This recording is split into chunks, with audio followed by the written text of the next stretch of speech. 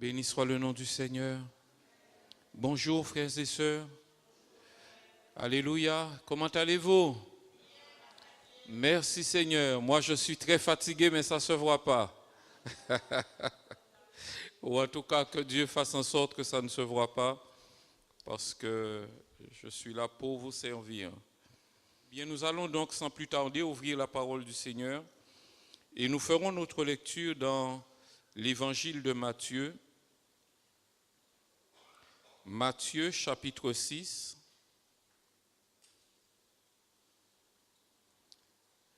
Matthieu chapitre 6. Et nous lirons à partir du verset 1er. Jésus parle et il dit, « Gardez-vous de pratiquer votre justice devant les hommes pour en être vus. Autrement, vous n'aurez point de récompense auprès de votre Père qui est dans les cieux. Donc, lorsque tu fais l'aumône, ne sonne pas de la trompette devant toi comme font les hypocrites dans les synagogues et dans les rues, afin d'être glorifiés par les hommes. Je vous le dis en vérité, ils ont leur récompense. Mais quand tu fais l'aumône, que ta main gauche ne sache pas ce que fait ta droite, afin que ton aumône se fasse dans le secret, et ton Père qui voit dans le secret te le rendra. Amen. Béni soit le nom du Seigneur. Alléluia. Le titre de ce message est « Notre Père voit dans le secret ». Amen. Dieu voit dans le secret. Et bien aimé, il est important que nous le gardions à l'esprit pour ne jamais chercher à plaire à aucun autre qu'à Dieu. Amen. Car si nous plaisons à Dieu, nous plairons à ceux à qui nous devons plaire. Nous partagions avec un jeune couple dernièrement en difficulté et je disais à cet homme, cherche à être avant tout un homme selon Dieu. Et si tu deviens un homme selon Dieu, tu seras certainement un homme selon ton épouse. Parce que en cherchant à se rapprocher de Dieu, tu n'auras que de bonnes choses à communiquer à ton épouse. Mais plus tu t'éloigneras du Seigneur, eh bien plus tu vas ramasser toutes sortes de choses mauvaises et donc ton foyer va continuer à battre de l'aile. Notre Père voit dans le secret, donc le titre de ce message, et surtout l'enseignement que Jésus a voulu partager avec ces hommes qui lui résistaient tellement, je parle des pharisiens qui avaient déjà installé un mode de pensée, une manière de vivre, non pas la foi, mais eux c'était la religion. Ils avaient installé des principes et Jésus est venu avec sa parole pour renverser ces principes humains, ces préceptes humains, pour établir la vraie relation avec le Seigneur. Et donc c'est en cela qu'il attire leur attention sur deux points en particulier, la question de la pratique de la justice et la pratique de l'aumône. Et si vous voulez bien, nous allons nous pencher également pour comprendre quelle est la pensée du Seigneur et en quoi nous pouvons être concernés par cet enseignement. D'abord, il est important de préciser qui sont les pharisiens. Les pharisiens ont vraiment existé et je crois même que d'une certaine mesure, ils existent toujours parce qu'en fait, c'est un groupe d'hommes religieux qui croyaient à la parole de Dieu. Ils croyaient dans les enseignements de l'Ancien Testament à l'époque. Ils reconnaissaient Dieu, ils reconnaissaient la parole de Dieu, mais à côté de ça, ils s'appuyaient également sur ce qu'ils appelaient la tradition. Peut-être que ces hommes avaient bien commencé au début et à force de répéter des habitudes, à force de ritualiser les choses, ils sont arrivés à une pratique religieuse qui était devenue bancale, bien qu'elle s'appuyait sur deux fondements, mais elle est devenue totalement bancale parce que la vraie foi ne peut reposer que sur la parole de Dieu. À partir du moment qu'on ajoute un fondement, qu'on ajoute une béquille, qu'on ajoute quelque chose, on n'est plus dans le plan de Dieu. On n'est plus dans l'évangile du Seigneur et ça devient juste une religion bancale. Beaucoup de mouvements religieux ont bien commencé. Si on lit l'histoire des religions, on se rendra compte par exemple que le mouvement des témoins de Jéhovah à l'origine a été créé pour rendre gloire à Jéhovah et à Jésus-Christ, son roi. Et au fil des années, ils n'ont pas réussi à tenir ce cap-là. Et partant dans toutes sortes de réflexions humaines, toutes sortes de calculs humains, ils se sont éloignés de la parole de Dieu au point qu'ils n'ont plus rien à voir avec Jésus, ils ne savent plus comment le situer, qui il est, et en tout cas, surtout, ne leur parler ni de prier Jésus, ni d'adorer Jésus. Et pourtant, Jésus même a dit, celui qui honore le Fils, honore le Père qui l'a envoyé. Mais il semble que certains versets ne sont pas dans toutes les versions, ou bien on en a détourné le sens. Donc les pharisiens étaient ces hommes qui étaient tellement accrochés à leur tradition qu'ils avaient totalement perdu de vue l'essence de la vraie relation avec Dieu. Et Jésus a voulu les interpeller sur cela. Nous allons faire un détour dans l'évangile de Matthieu, chapitre 11. Luc, chapitre 11.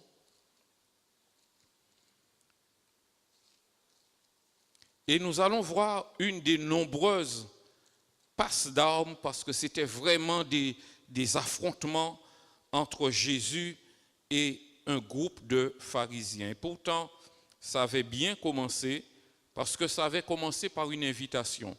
L'évangile de Luc, chapitre 11, à partir du verset 37, il est écrit: pendant que Jésus parlait, un pharisien le pria de dîner chez lui. Il entra et se mit à table. Le pharisien vit avec étonnement qu'il ne s'était pas lavé les mains avant le repas. Et là seulement, cet homme qui avait invité Jésus chez lui était choqué de voir que Jésus ne se lave pas les mains. Pour les pharisiens, avant de manger, il fallait se laver les mains, l'avant-bras jusqu'au coude. Si on n'avait pas fait cela, on était impur ou on était en horreur à l'Éternel ou je ne sais pas. Mais pour eux, c'était la tradition, c'était ce qu'il fallait faire. Et ne voyant pas Jésus le faire, il était choqué. Mais Jésus a vu dans son cœur qu'il était choqué. Et là, Jésus lui donne une bonne leçon. À partir du verset 39, le Seigneur lui dit: vous, pharisiens, vous nettoyez le dehors de la coupe et du plat, et à l'intérieur, vous êtes pleins de rapine et de méchanceté. Et il poursuit en disant: insensé, celui qui a fait le dehors, n'a-t-il pas fait aussi le dedans? Donnez plutôt en aumône ce qui est dedans, et voici, toutes choses seront pures pour vous. Mais malheur à vous, pharisiens, parce que vous payez la dîme de la menthe, de la rue et de toutes les herbes, et que vous négligez la justice et l'amour de Dieu. C'est là ce qu'il fallait pratiquer, sans omettre les autres choses. Malheur à vous, pharisiens, parce que vous aimez être les premiers.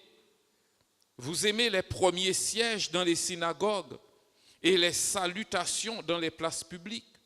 Malheur à vous, parce que vous êtes comme les sépulcres qui ne paraissent pas et sur lesquels on marche sans le savoir. Alors on a lu dernièrement les béatitudes, mais là c'est tout le contraire. Jésus et dans je cherche un mot, aidez-moi, la rectitude, la rectification. Jésus essaie de rectifier les voies de ces hommes en leur montrant combien ils se sont éloignés de Dieu. Et ça a commencé comment? Par des habitudes, par des rituels. Et à force de répéter les mêmes habitudes, ils ont perdu de vue qu'ils étaient en fait en train de pratiquer des choses qui pouvaient avoir un caractère hygiénique, qui pouvaient avoir un caractère de bonne éducation, mais qui n'étaient pas pour autant un commandement de Dieu. Et en s'éloignant des commandements de Dieu, ils sont venus à faire des choses, mais qui n'avaient plus aucune valeur aux yeux de Dieu, parce qu'elles étaient faites sans amour. Il n'y avait ni amour pour son prochain, ni amour pour Dieu. C'était des gestes qui étaient faits pour impressionner les hommes. Et c'est à là que le Seigneur nous amène, frères et sœurs. Dieu ne veut pas que nous cherchions à impressionner les hommes. Jésus leur dit, gardez-vous de pratiquer votre justice pour être vus des hommes. Ceux qui pratiquent leur justice pour être vus des hommes ont leur récompense. Et la récompense qu'ils ont, c'est l'estime des hommes, c'est la satisfaction des hommes, c'est l'admiration des hommes, c'est la recommandation des hommes. Mais honnêtement, est-ce que ça nous sert vraiment? Nous qui connaissons la parole de Dieu et qui connaissons la différence qu'il y a entre les besoins pour notre chair et les besoins pour notre âme, est-ce que ça nous sert tant que ça d'être apprécié de tout le monde, d'avoir la recommandation de tout le monde, alors que Dieu ne s'intéresse pas du tout à ce que nous faisons? La récompense qui nous intéresse, c'est celle qui vient du Seigneur. Amen. Nous voulons être récompensés par Dieu. L'apôtre Paul dira quoi? Est-ce que c'est la faveur des hommes que je cherche? Non. Avant tout, il cherchait la faveur de Dieu. Pratiquons notre justice pour Dieu, par amour pour Dieu. C'est une bonne chose de pratiquer la justice. L'idée que Jésus est en train de leur donner là, c'est pratiquer des actes pour être approuvé de Dieu. C'est de cette justice-là qu'il parle. Pour être approuvé de Dieu. C'est une bonne chose de faire des actes pour être approuvé de Dieu. C'est-à-dire faire de bonnes œuvres, de bonnes actions. Mais si on les fait seulement pour que les hommes voient que nous les avons faites, nous sommes en danger. Et Dieu ne s'intéresse pas du tout, même si on avait gravi la soufrière 5 fois, Dieu ne s'y intéresse pas du tout. Si ça n'a pas été fait par amour pour Dieu, qui nous conduit à avoir cet amour pour notre prochain. Amen. Nous n'avons pas à sonner la trompette avant ou après avoir fait quelque chose. Je me rappelle de ce que nous avons vécu quand j'étais étudiant. On était une bande d'amis inséparables. Et un jour, un parmi ses amis vient me voir. Il me prend à part et il me dit, Pascal, je vais te raconter un secret sur moi, quelque chose qui me concerne, mais ne le dis à personne. Et j'étais heureux. Il me fait confiance. J'ai même pensé que j'étais mieux que les autres parce qu'il vient me dire ça à moi en secret. Donc j'ai écouté son secret. Et puis après, quelque temps après, on se retrouve tous ensemble, sauf lui. Il est le seul qui était absent ce jour-là. Et dans la discussion, on arrive sur le thème de son secret, du fameux secret. Et brusquement, il y a quelqu'un qui révèle le secret. Et j'ai été étonné. Je me dis, mais comment tu es au courant de ça aussi? Puisqu'il m'a dit, il me l'a dit à moi, c'est un secret. Et je vois que quelqu'un d'autre connaît le secret. Et là, tous les autres disent, mais oui, il est passé me voir, il m'a dit ça, il m'a dit de ne le dire à personne. Et on s'est rendu compte que ce qui était censé être un secret, mais il passe le dire à chacun, pour que chacun le sache, mais en même temps, il veut se protéger en paraissant quelqu'un de, je ne sais pas. Mais il dit la même chose à tout le monde, mais chut, ne répète pas. Et frères et sœurs, dans le domaine des œuvres que nous faisons, ne soyons pas comme cela. Jésus dit, notre Père voit dans le secret. Il voit ce que nous faisons. Nous n'avons pas besoin de chercher à impressionner quiconque. Nous avons besoin de chercher à être agréable à Dieu. Amen. Parce que notre Dieu voit au-delà des actions que nous faisons. Il voit les mobiles pour lesquels nous faisons telle ou telle action.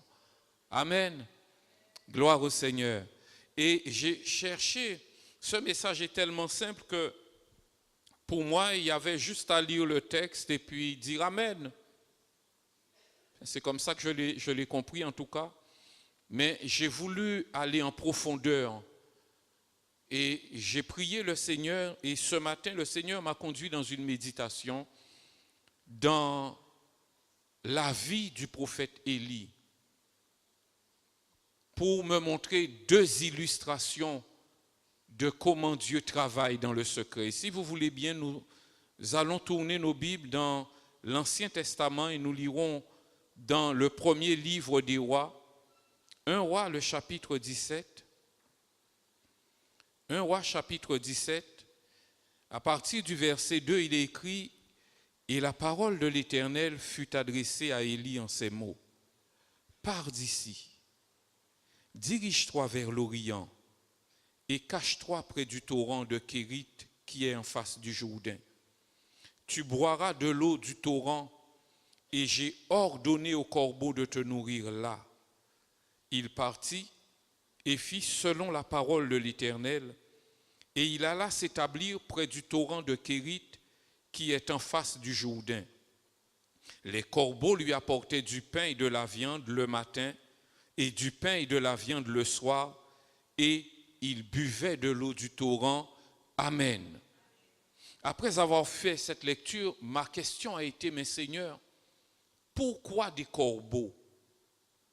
Alors que dans les lois de l'Ancien Testament, c'était des animaux impurs, des oiseaux impurs. Je me dis, mais Seigneur, pourquoi tu as choisi des corbeaux pour nourrir Élie dans un premier temps? Et la réponse, l'interprétation qui m'est venue, c'est que le Seigneur veut nous montrer qu'il est souverain, qu'il fait comme il veut, avec qui il veut. Voilà ce que j'ai compris dans un premier temps. Et dans un deuxième temps, en cherchant à comprendre pourquoi les corbeaux, j'ai réalisé que Dieu a donné un ordre aux corbeaux. Et la seule chose que les corbeaux ont fait, ça a été d'exécuter, d'obéir. Dieu leur a dit, le matin, vous prendrez du pain, vous prendrez de la viande et vous irez nourrir mon serviteur. Le soir, vous prendrez du pain encore et de la viande encore et vous irez nourrir mon serviteur. Savez-vous ce que les corbeaux ont fait? Exactement ça. Rien de plus, rien de moins.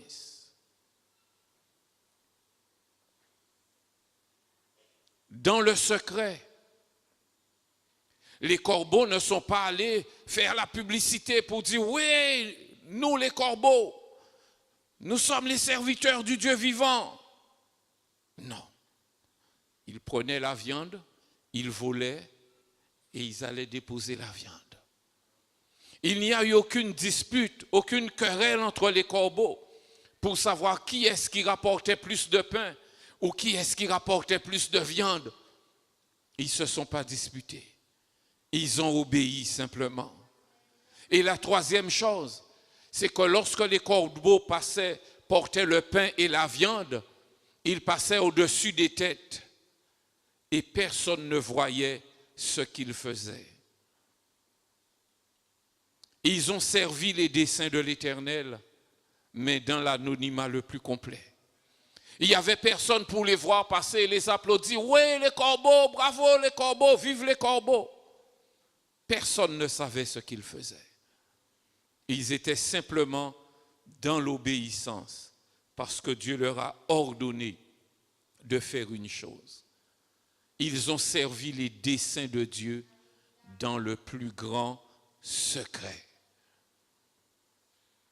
Mais je ne connais pas le verset dans la Bible où il est dit que Dieu a récompensé les corbeaux. Alors j'ai continué la lecture et j'ai vu un autre exemple où cette fois-ci il y a eu un service dans le secret suivi d'une récompense. Et dans le même texte, si nous poursuivons la lecture, il est dit qu'au bout d'un moment, comme c'était la sécheresse, le torrent a séché, il n'y avait plus d'eau. Et Dieu dirige Élie vers une femme veuve, et nous pouvons le lire à partir du verset 8.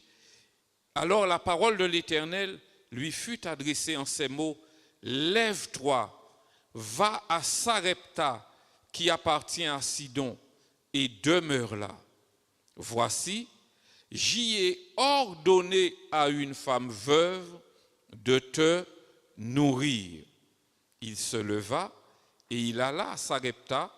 Comme il arriva à l'entrée de la ville, voici, il y avait là une femme veuve qui ramassait du bois. Il l'appela et dit, « Va me chercher, je te prie, un peu d'eau dans un vase afin que je boive. » Et elle alla en chercher.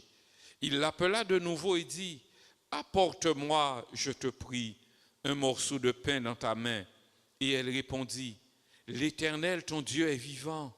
Je n'ai rien de cuit. Je n'ai qu'une poignée de farine dans un pot et un peu d'huile dans une cruche.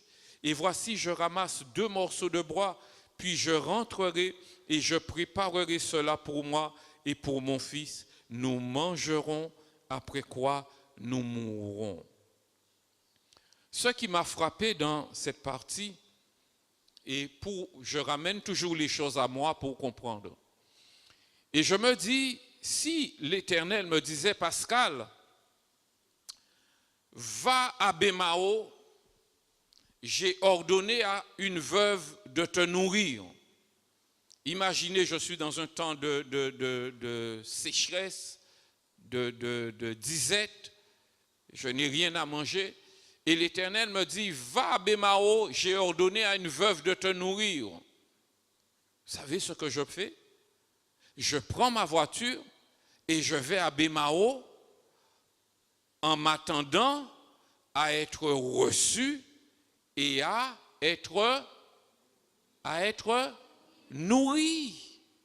Je me dis, si l'Éternel m'envoie à Bémao, c'est qu'à Bémao, l'Éternel a préparé la maison de quelqu'un, l'Éternel a rempli le frigo de quelqu'un, il a rempli le placard de quelqu'un, il y a à manger, il y a de la viande, il y a du riz, il y a des légumes, il y a des yaourts, il y a des jus de fruits, il y a tout ce qu'il faut dans cette maison. Si l'Éternel m'envoie là, c'est que dans cette maison, je ne manquerai de rien. Mais ça ne s'est pas passé comme ça. Ça ne s'est pas passé comme ça. Premièrement, on remarque que lorsque Élie arrive chez la femme, alors que Dieu a dit, j'ai ordonné à une veuve de te nourrir, on a l'impression que cette femme ne sait même pas qu'il y a quelqu'un qui va venir. Il y a un invité qui arrive. Elle ne le sait même pas. Et quand Élie arrive, il ne trouve pas la table dressée, le couvert mis, les hors-d'œuvre déjà sur la table. Il trouve cette femme en train de vaquer à ses occupations. Et quand il lui demande à manger, elle lui dit, il n'y a rien. Il n'y a rien, ça ne va pas être possible. Il n'y a rien. Bizarre comme situation. Et pourtant, Dieu a dit à Élie, j'ai ordonné à une femme, une veuve, de te nourrir. Qu'est-ce qui s'est passé? J'essaie de comprendre toujours. Et je me dis que des fois, frères et sœurs, notre Père qui voit dans le secret, voit la disposition de nos cœurs et il met des desseins dans nos cœurs. Il met des projets dans nos cœurs. Il met des œuvres, des actions dans nos cœurs. Et quelquefois, nous ne savons même pas que cela vient de Dieu. Notez, et Jésus va parler de cette femme dans l'évangile de Luc au chapitre 4. Jésus dira, au temps du prophète Élie, il y avait beaucoup de veuves en Israël. Et pourtant, Élie ne fut envoyé chez aucune d'entre elles. Il a été envoyé chez une étrangère. Il y avait une leçon à tirer là. Et la leçon, c'est que Dieu qui voit dans le secret connaît toutes choses. Il savait que dans cet endroit-là, il y avait une humble femme qui n'avait rien, mais qui avait dans son cœur les dispositions nécessaires pour accomplir sa volonté. Quelles sont ces dispositions? Nous les trouvons. La connaissance et la crainte de Dieu. Bien que c'était une femme étrangère, quand Élie s'adresse à elle, elle lui dit « Ton Dieu est vivant ». Alléluia. Cette femme connaissait Dieu. La deuxième disposition dans son cœur, c'était l'obéissance. Élie lui dit « Emmène-moi de l'eau ». Elle lui emmène l'eau.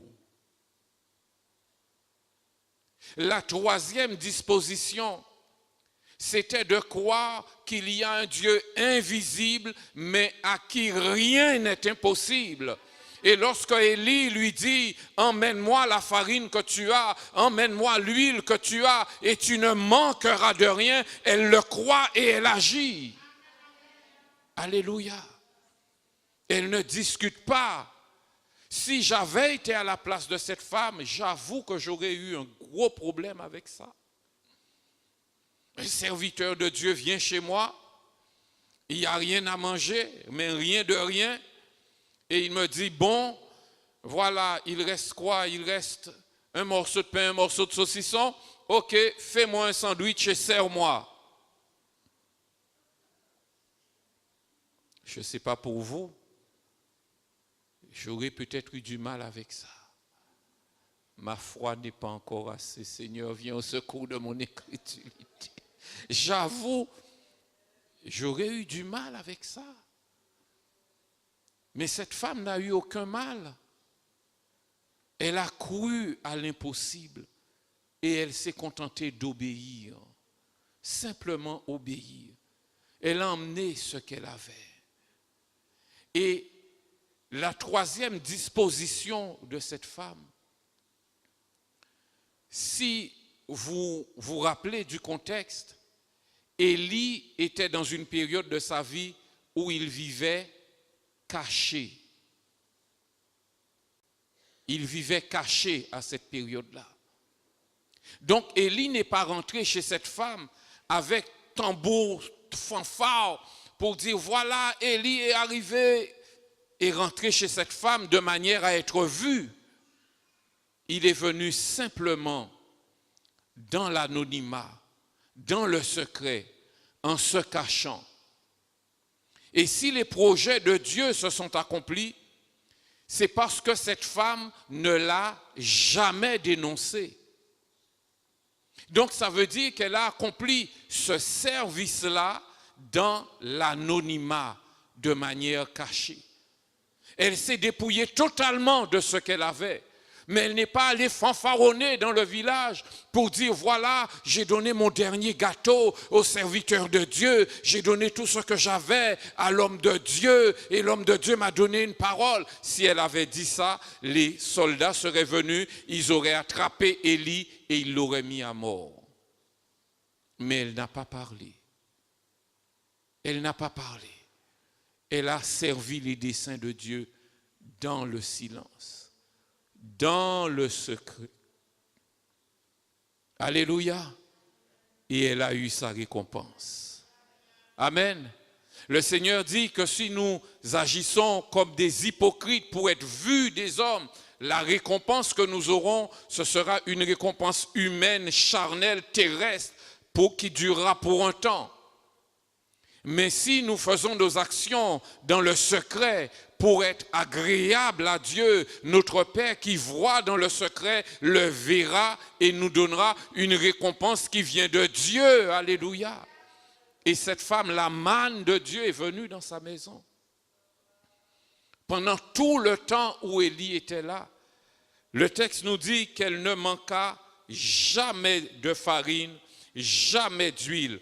Le verset 16 dit, la farine qui était dans le pot ne manqua point, et l'huile qui était dans la cruche ne diminua point, selon la parole que l'Éternel avait prononcée par Élie. Béni soit le nom du Seigneur. Alléluia. Elle a eu sa récompense. Personne ne savait ce qu'elle était en train de faire pour Élie. Mais elle l'a fait en toute simplicité, en toute humilité, simplement parce qu'elle reconnaissait que cet homme était envoyé par le Dieu vivant. Alléluia.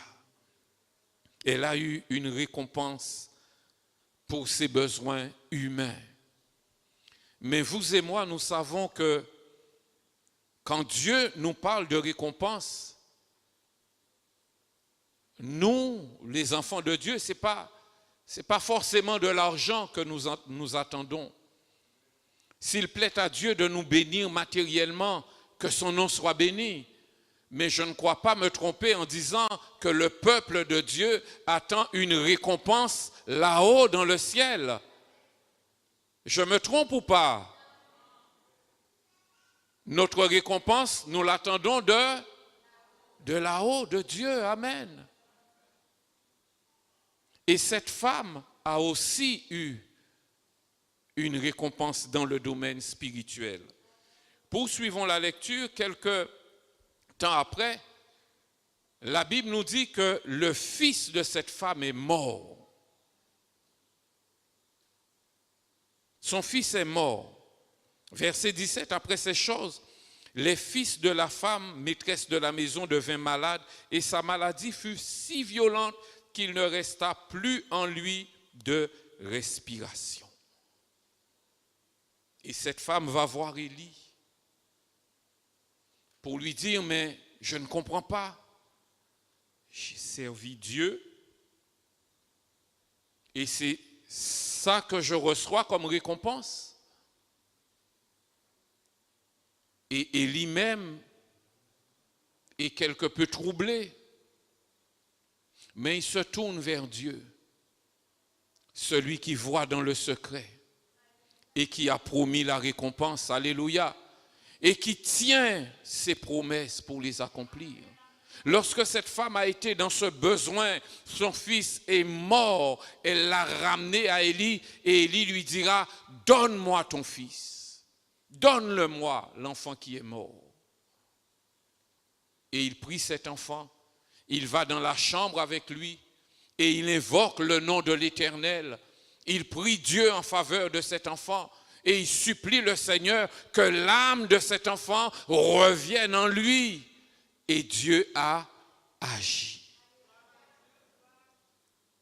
Car Dieu avait une récompense prévue pour cette femme. Dieu avait une récompense. Elle était dans l'alliance, elle était dans le plan, elle était dans la bénédiction du Seigneur, parce qu'elle a su agir selon les desseins de Dieu. Que le nom du Seigneur soit béni. Personne dans le village ne savait ce qu'elle avait fait, mais Dieu le savait. Et Dieu s'est souvenu de cette femme. Alors lorsque le Seigneur Jésus nous dit que notre Père qui voit dans le secret connaît toutes choses et qu'il nous donnera la récompense, nous n'avons pas besoin de chercher à être vus des hommes. Nous n'avons pas besoin de chercher à plaire aux hommes. Nous n'avons pas besoin de chercher la récompense des hommes. Mais nous devons toujours chercher à être agréable à Dieu. Alléluia. Malgré nos combats, malgré nos faiblesses, malgré nos difficultés, malgré nos chutes, mais nous devons toujours savoir revenir à Dieu pour lui dire, Seigneur, j'ai besoin de toi, aide-moi à faire ta volonté. C'est une affaire entre Dieu et chacun de nous. Amen. Ce n'est pas une affaire qui concerne le voisin, le frère, la sœur. Dieu s'est servi des corbeaux pour montrer qu'il peut se servir de n'importe qui, pourvu qu'il y ait un cœur disposé à lui être agréable. Alléluia. Un cœur disposé à lui être agréable. L'orgueil, bien-aimé, nous environne. L'orgueil veut tellement prendre place dans tout ce que nous disons, dans tout ce que nous faisons. L'orgueil veut s'installer, demeurer dans nos cœurs pour polluer, salir tout ce que nous faisons. Mais par sa parole, le Seigneur nous met en garde. Que le pied de l'orgueil s'éloigne de nous. Que le pied de l'orgueil s'éloigne de nous. Et demeurons dans cette simplicité, frères et sœurs. Demeurons dans cette simplicité et servons seulement les desseins de Dieu. Peut-être que on ne verra pas, on ne saura pas ce que tu fais, les combats que tu mènes dans le secret, dans la prière. Peut-être que personne à l'église ne le saura, ne le connaîtra. Mais Dieu le connaît. Alléluia. Je me tiens devant vous, je ne sais pas, parmi vous, peut-être que ce matin, il y a quelqu'un qui m'a porté devant le trône de la grâce, qui a prié, Seigneur, bénis ce frère, bénis-le, bénis sa famille, prends soin de ses enfants qui sont loin de lui, je ne sais pas lequel, et peut-être que je risque de passer, de te saluer sans te remercier. Mais ce n'est pas pour moi que tu l'as fait, c'est pour Dieu que tu l'as fait. Alléluia. C'est pour Dieu que tu l'as fait. Tu l'as fait dans le secret. Mais Dieu a vu, Dieu a vu, Dieu a vu, Dieu a vu. Peut-être que tu n'oseras pas venir et me dire, frère, je prie pour toi tout le temps, je prie pour ta famille, je prie pour tes enfants. Peut-être que tu ne me le diras pas, peut-être que je ne le saurai jamais, peut-être que je ne te remercierai jamais de l'avoir fait, mais Dieu sait que tu l'as fait. Et il te récompensera pour cela. Il te récompensera pour cela. Alléluia. J'ai vécu il y a quelques années une expérience avec le Seigneur. C'était justement à l'époque où j'étais en train de découvrir Dieu. J'étais vraiment dans mes premiers pas avec le Seigneur. Je n'avais pas encore fait autant d'expériences avec le Seigneur. Et je me rappelle qu'un samedi, ça s'est passé un samedi matin, j'étais à l'écart dans ma chambre et j'étais en train de prier pour les jeunes de l'église à laquelle j'appartenais. Je n'avais pas de responsabilité parmi la jeunesse, mais simplement j'avais vu que dans cette église-là, il y avait des enfants de l'âge de mes enfants. Alors après avoir prié pour mes enfants, j'ai eu à cœur de prier pour chacun de ces enfants et arrivé un moment, en priant pour une jeune fille en particulier, le Seigneur me met à cœur, tu donneras 60 € à la mère de cet enfant. Et j'étais hébété. Je n'arrivais pas à comprendre que c'est Dieu qui m'avait demandé cela. Et je suis parti dans une grande discussion, une grande plaidoirie avec Dieu pour lui dire, mais je ne peux pas me permettre de partir et d'aller chez la sœur et lui dire, sœur, je te donne 60 €, ou sœur, le Seigneur m'a dit de te donner. J'étais terrifié. Je me dis, mais comment elle va le prendre? Est-ce qu'elle ne sera pas vexée? Est-ce qu'elle ne va pas penser à mal? Je ne sais pas. Et j'étais là en train de lutter avec Dieu. Et finalement, j'ai capitulé. J'ai décidé de ne rien faire. J'ai décidé de ne rien faire. J'ai mis un terme à la bataille. J'ai décidé de ne rien faire. Et le samedi, le lendemain, le dimanche, on va au culte. Et après le culte, on retourne chez nous. Et dans fin d'après-midi, le téléphone sonne. Et c'est justement cette sœur qui appelle. Et je lui passe mon épouse, elles ont une conversation, et dans la conversation, j'entends qu'il est question de maladie et qu'il est question de difficulté. Alors je me lève tout de suite et je dis à mon épouse, dis à la sœur de raccrocher, on vient chez elle, on a ce qu'il faut. Et entre-temps, le samedi même, j'étais passé au distributeur, j'avais pris une certaine somme d'argent et j'avais dépensé juste un petit peu dedans. Donc, je dis à mon épouse, tu prends tout l'argent et tu le donnes à la sœur.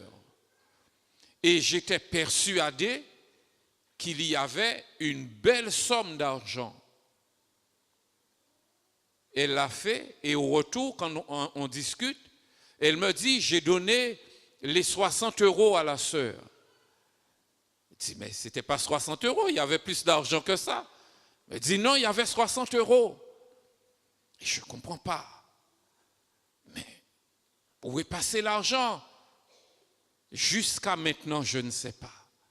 Mais j'ai appris une chose, frères et sœurs. Dieu n'a pas besoin d'un coup de main de notre part. Quand Dieu nous dit d'accomplir une action, n'essayons pas de faire moins et n'essayons pas de faire plus. Contentons-nous d'obéir à la parole de Dieu. Dieu connaît toutes choses, il connaît mon cœur.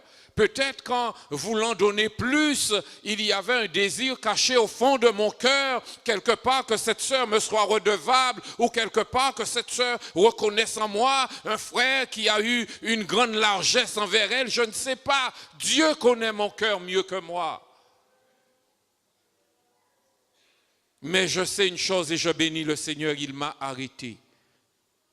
La somme qu'il avait définie, c'est exactement cette somme que la sœur a reçue.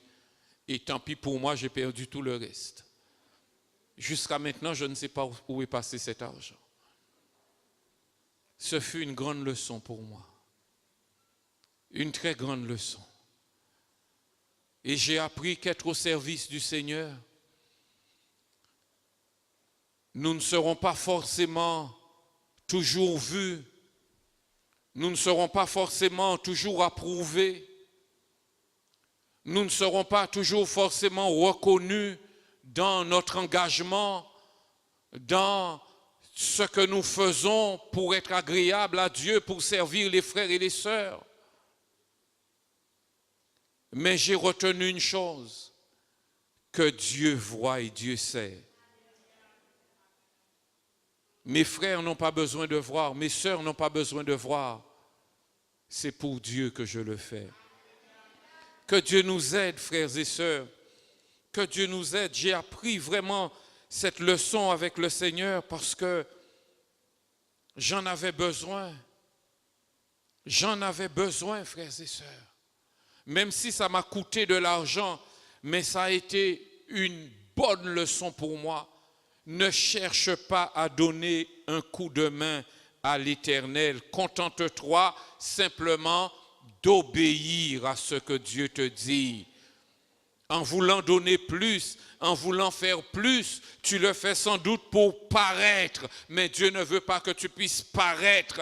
Toi, Dieu veut qu'on le voie, lui, comme étant le Dieu de la providence, celui qui voit dans l'invisible, celui qui voit dans le secret, qui avait entendu la prière de cette sœur et qui m'avait fait la grâce de me désigner pour servir à ses desseins. Mais à l'époque, j'avais besoin de comprendre que ce qui est fait pour Dieu est fait dans le secret. Dieu connaît mon cœur mieux que moi et cela me rassure, frères et sœurs.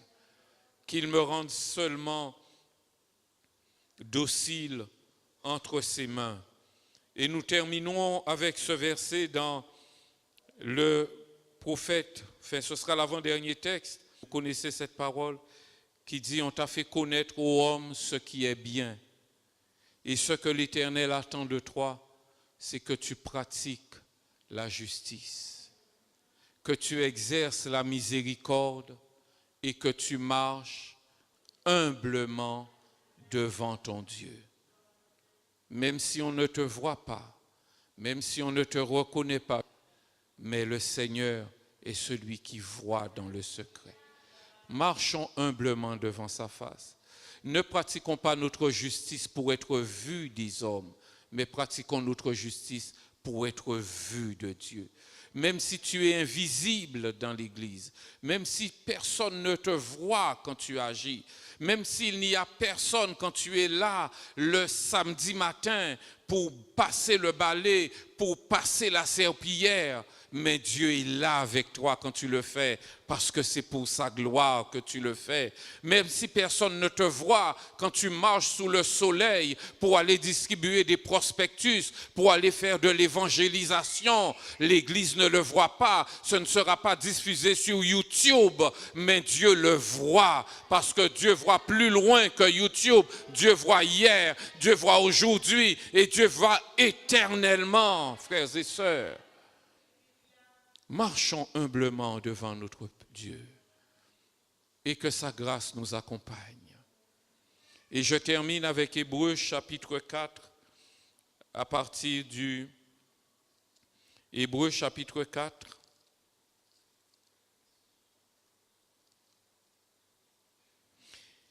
Hébreux chapitre 4, à partir du verset 12, il est dit, « Car la parole de Dieu est vivante et efficace, plus tranchante qu'une épée quelconque à deux tranchants, pénétrante jusqu'à partager âme et esprit, jointure et moelle, elle juge les sentiments et les pensées du cœur. Nulle créature n'est cachée devant lui, mais tout est nu et découvert aux yeux de celui à qui nous devons rendre compte. Ainsi, puisque nous avons un grand souverain sacrificateur qui a traversé les cieux, Jésus, le Fils de Dieu, demeurons fermes dans la foi que nous professons. Car nous n'avons pas un souverain sacrificateur qui ne puisse compatir à nos faiblesses.